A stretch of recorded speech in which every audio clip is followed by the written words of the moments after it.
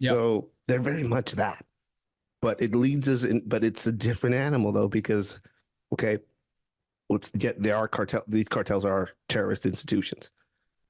Um then all of the gun stores on the border in Arizona, for example, that have been allowing straw sales of firearms to individuals that then get trafficked down to Mexico. Now all of them are sponsoring terrorism. Are we ready to label them as terrorist sponsors? I don't know. It's very complex. Are we ready to go after MTV for allowing a cartel sponsored artist like Peso Pluma on their on their show to sing, or Jimmy Fallon? Jimmy Fallon is now a sponsor of terrorism.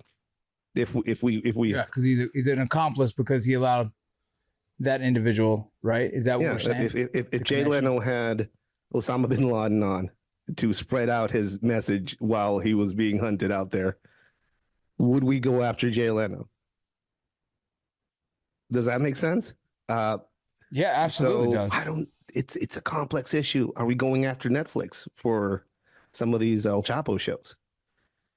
It's complex, and I understand why the Mexican government has been very successful in the narrative that it's being put forth about how nonsensical this designation is. Although I agree with it, but it is complex, and I think on my end, I would say that Americans need to keep a close eye on how the government reacts, the Mexican government reacts, and if it follows through with what they're saying they will. These 10,000 people, these 10,000 agents on the border, it's meaningless. They've done this before. We've been here before. This has happened before. This is right the first Trump administration. We've been here before. The only thing that's different now is that there's a terrorist designation forward. Um, I hope people are keeping track of this, and I hope people are actually going to ask for results and a true change, which I don't foresee happening. I'm witnessing it firsthand, and I'm about to go down to Mexico for a bit, um, and talk to some of the people that I'm connected with down there. And all I've seen is basically uh, people dumping their usual forms of communication on the criminal side, adapting and shifting, standing orders to not have any social media, anything. So that's another thing. To not do interviews. Thank you, Sean Penn. um, and to basically adopt a more clandestine ice, a more clandestine operational stance, reminiscent of Al Qaeda. Um, I think what we're going to see is an evolution of some of these criminal organizations when they shift to a more underground type setting. And I mean, they're already shopping around for communication devices. They're already researching how they adapted in places like Afghanistan and Iraq to the U.S. Military arm.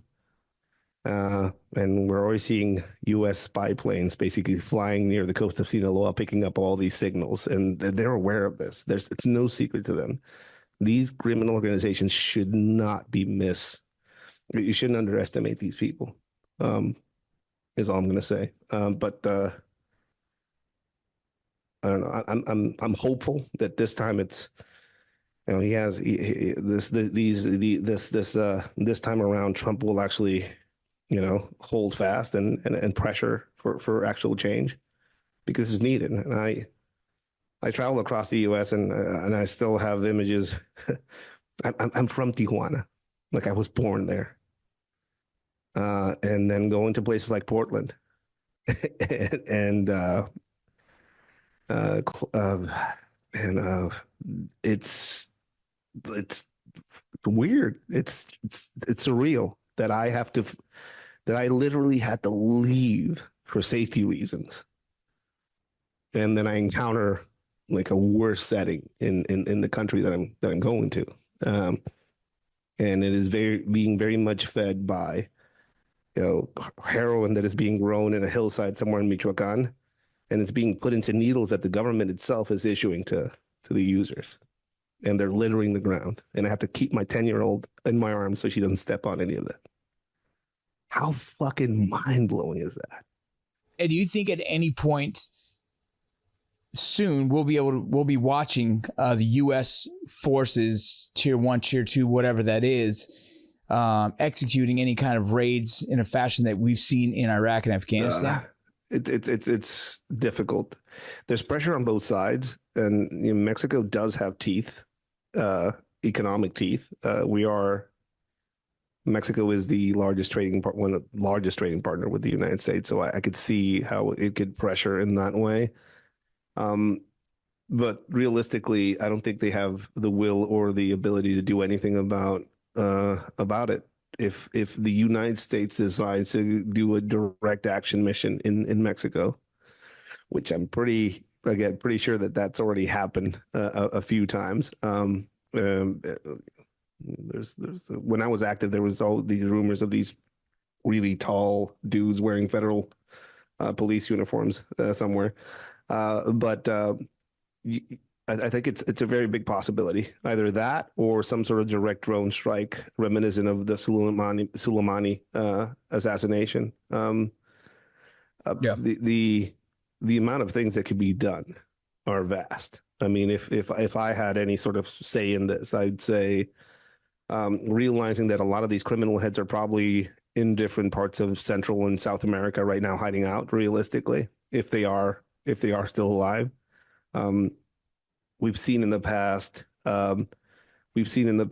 organizations like the Sinaloa Cartel and El Chapo Guzman flying to the Caribbean, and his son basically posting a video of it and calling him out on it when he was still running around playing hide and seek with the government.